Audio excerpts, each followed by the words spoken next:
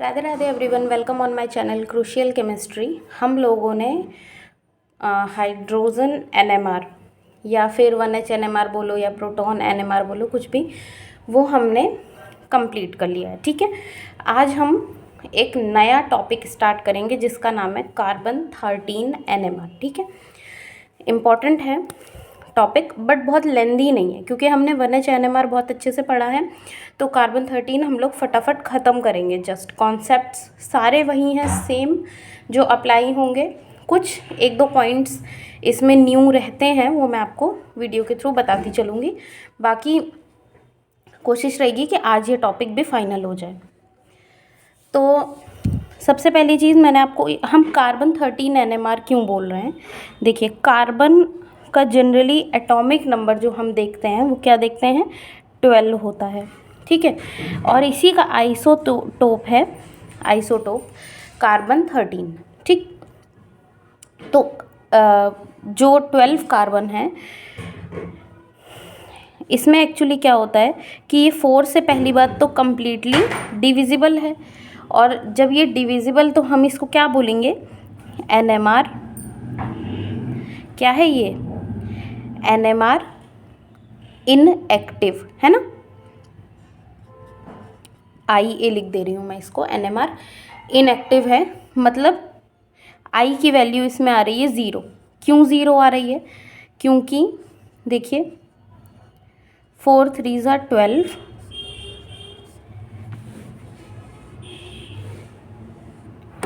तो यहाँ पे क्या बच रहा है, 0 बच रहा है ना, कुछ बच ही नहीं रहा है रिमाइंडर।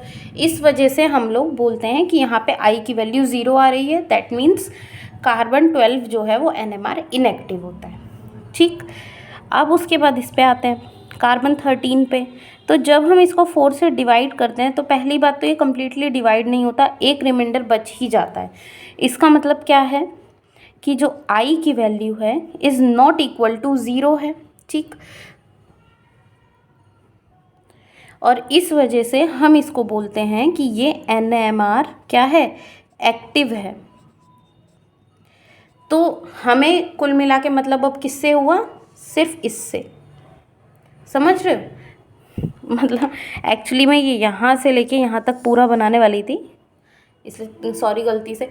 हमें मतलब सिर्फ इस पार्ट से है, इससे हमें कोई लेना देना नहीं है। ठीक है, बट द प्रॉब्लम इज़ कि कार्बन 12 एनएमआर जो होता है वो एनवायरनमेंट में इसकी जो प्रेजेंस है वो लगभग होती है 98.99%। मतलब हम लोग अप्रॉक्सीमेटली इसको बोल सकते हैं 99% ये एनवायरनमेंट में प्रेजेंट होता है। ठीक है, और ये जो है इसको हम बोल सकते हैं कि अप्रॉक्सीमेटली 1% प्रेजेंट है। इसका मतलब समझ में आ रहा है।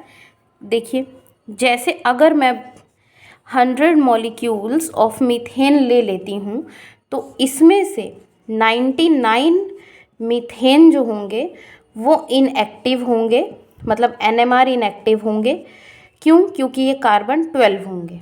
ठीक, सिर्फ एक सिंगल मीथेन का जो मॉलिक्यूल होगा वो एनएमआर एक्टिव होगा। और क्यों एक्टिव होगा, क्योंकि ये कार्बन 13 की बात हो रही है ना। समझ में आ रहा है। जो हम सैंपल, सपोज़ हम सैंपल लिए हैं, उस सैंपल में अगर हम 100 मीथेन मॉलिक्यूल लेते हैं तो उसमें से सिर्फ एक ही मीथेन जो है वो एक्टिव होगा, 99 तो हमारे किसी काम के नहीं होंगे।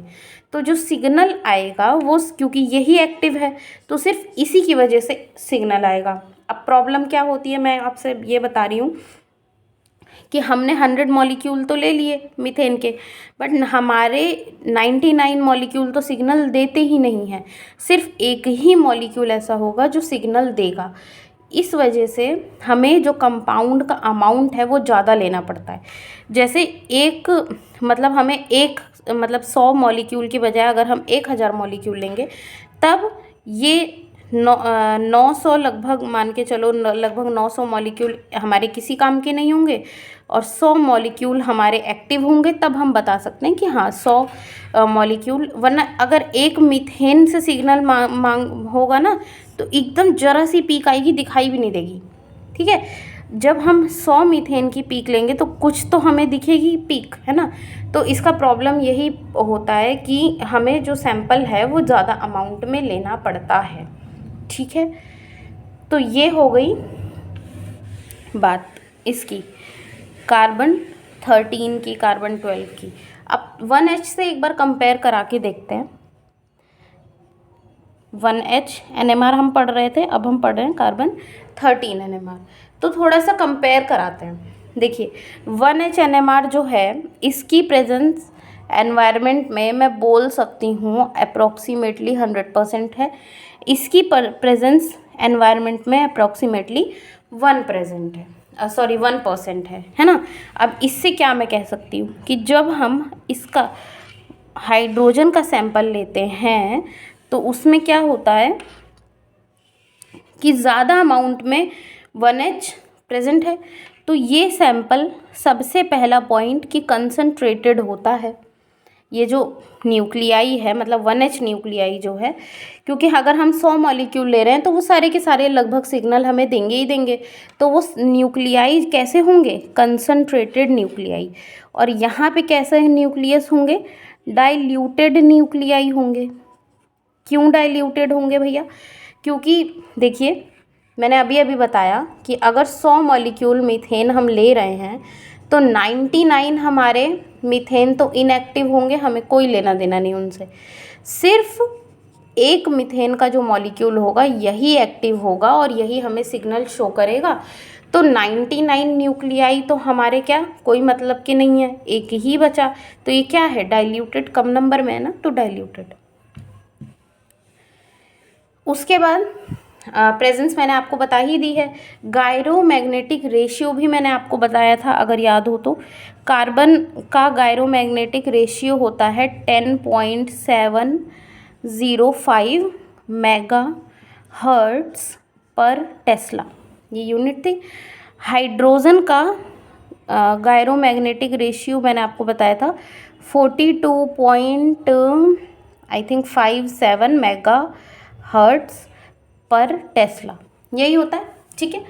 अब एक चीज़ मैंने आपको ये भी बताई थी कि gyromagnetic ratio of hydrogen is approximately 4 times of gyromagnetic ratio of carbon. Important बात है ये, इसको आप लोग अपने नोट्स में पहले ही वीडियो मैंने बताया हुआ है तो मेंशन आपने करी भी होगी, जो बच्चे पहले से पढ़ रहे हैं। अच्छा, अब एक चीज़ मैं और बताती हूँ। देखो क्योंकि ये डाइल्यूटेड है, ठीक है, और ये कंसंट्रेटेड है, ठीक, इतना समझ में आया। तो ये कैसा, क्योंकि कंसंट्रेटेड है तो ये है हमारा सेंसिटिव न्यूक्लियाई और ये हमारा नॉट सेंसिटिव न्यूक्लियाई है। ये भी इम्पोर्टेंट पॉइंट है। अब क्यों नहीं, देखो सेंसिटिव क्यों नहीं है? क्योंकि डाइल्यूटेड है ना।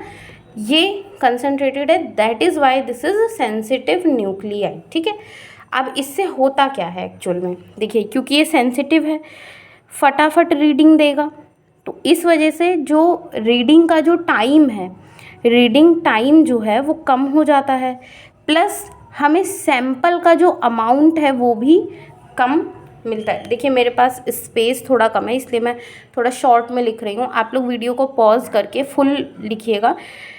ये है आपका रिकॉर्डिंग टाइम। रिकॉर्डिंग टाइम क्या? जो हमारा एनएमआर मतलब स्पेक्ट्रोस्कोपी का जो मशीन होगी, वो मशीन जो डाटा कलेक्ट करेगी, रिकॉर्डिंग करना मतलब डाटा को कलेक्ट करना, ग्राफ देना, ये सब चीज़ें, तो इसको कंप्लीट करने में कम टाइम लगता है और इसमें सैंपल अमाउंट भी कम ही लेना पड़ता है। क्योंकि अगर मैं 100 मॉलिक्यूल हाइड्रोजन ले रही हूँ तो लगभग ये सारे के सारे हमें सिग्नल दे देंगे, बट 100 मॉलिक्यूल अगर मैं कार्बन ले रही हूँ तो इसमें से सिर्फ मुझे एक ही कार्बन सिग्नल देता है, वो भी एक छोटा सा जरा सा। जब तो इसमें हमें 100,000 कार्बन मॉलिक्यूल लेने होंगे तब जा कर के हमें 100 कार्बन मिलेंगे जो सिग्नल दे सकते हैं और वो थोड़ा बड़ा स्पीक देंगे जो हमें दिखाई देगी। तो इसमें कंपैरेटिवली क्या मैं कहना चाहती हूँ कि इसमें 1000 अमाउंट का सैंपल लेना पड़ रहा है, इसमें 100 का ही लेना पड़ रहा है, तो ऑब्वियस सी बात है कि नहीं। तो ये सेंसिटिव, अब इधर आइए, ये सेंसिटिव नहीं है तो जाहिर सी बात मैंने अभी बताया कि सैंपल अमाउंट इसमें ज़्यादा लेना पड़ेगा, प्लस ज़्यादा सैंपल अमाउंट है, इस वजह से रीडिंग टाइम भी आपका बढ़ जाएगा, ठीक है। और ये बात हो गई। दूसरा टाइम, हाँ टाइम और अमाउंट मैंने दोनों बता दिया। इसमें लगभग आप मान के चलिए कि फ़र्क कितना होता है ये मैं कहना चाहती हूँ। जैसे मान लो कि अगर हम 10 ग्राम सैंपल ले रहे हैं तो ये लगभग हमें 30 से 40 सेकंड में हमें वो दे देता है रिकॉर्डिंग, अपना पूरा ग्राफ बना के। और इसमें क्या होता है कि मुझे कम से कम भी तो 30 ग्राम सैंपल लेना पड़ेगा अगर, तो उसमें ये कम से कम 20 से 25 मिनट लगा देगा हमें रीडिंग देने में। तो देखिए ये तो हम पढ़ रहे हैं, हमको ये समझ में आ रहा है, लेकिन इसका काम क्या है। जब रिसर्च करते हैं ना आगे चल के, पीएचडी करनी हुई किसी को, ये सब चीज़ें, तो वहाँ पे अब हमें पता है कि ये तो भैया हमारा टाइम ही बढ़ाएगा, तो लोग इससे रिलेटेड टॉपिक थोड़ा सा कम लेना पसंद करते हैं। जिनके पास पूरा बहुत मतलब जिनको इंटरेस्ट ज़्यादा है, जो एकदम बिल्कुल चाहते हैं कि हम इसी पे रिसर्च करें, तो वही लेंगे इससे रिलेटेड टॉपिक।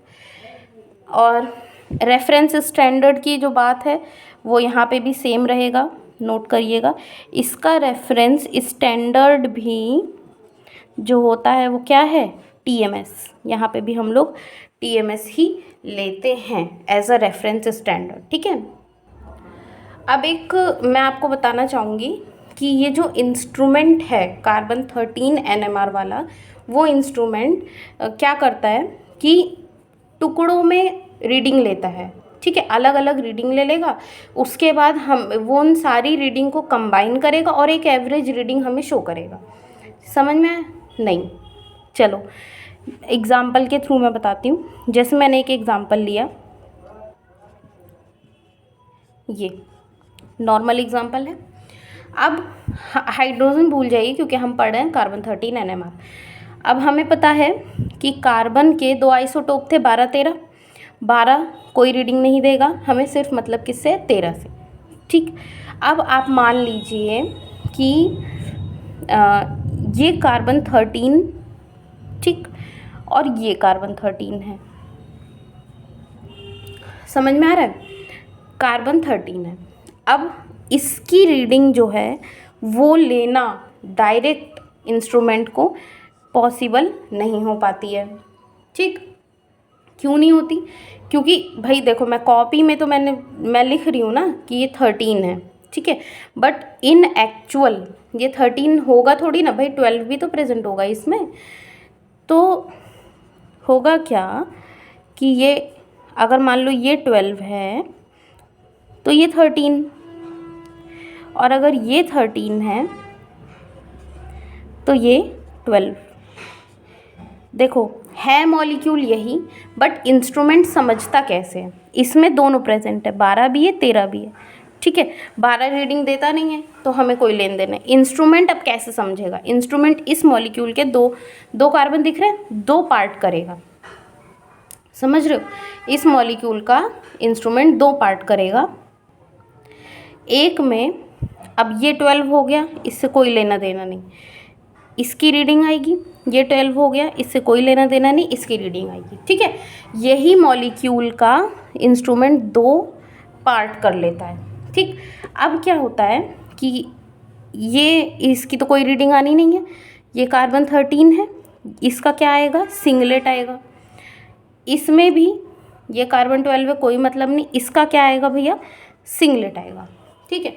अब इंस्ट्रूमेंट अलग अलग रीडिंग ले चुका है, इसकी अलग ले लिया, इसकी अलग ले लिया, ठीक है। अब वो क्या करता है कि इन दोनों ही रीडिंग को, ये अलग अलग है ना, एक ये है एक ये है, इन दोनों को अब वो कंबाइन करता है। इन दोनों रीडिंग्स को वो कंबाइन करेगा और उसके बाद निकालेगा एवरेज, दोनों का एवरेज निकालने के बाद, ठीक है, वो हमें इंस्ट्रूमेंट पे सिग्नल देगा। अब वो सिंगलेट दे, सिंगलेट आ रहा है तो सिंगलेट ही देगा भाई, 2 सिंगलेट है ना, तो इन दोनों का जैसे ये एक सिग्नल, ये एक सिग्नल, ये एवरेज कैसे निकालेंगे?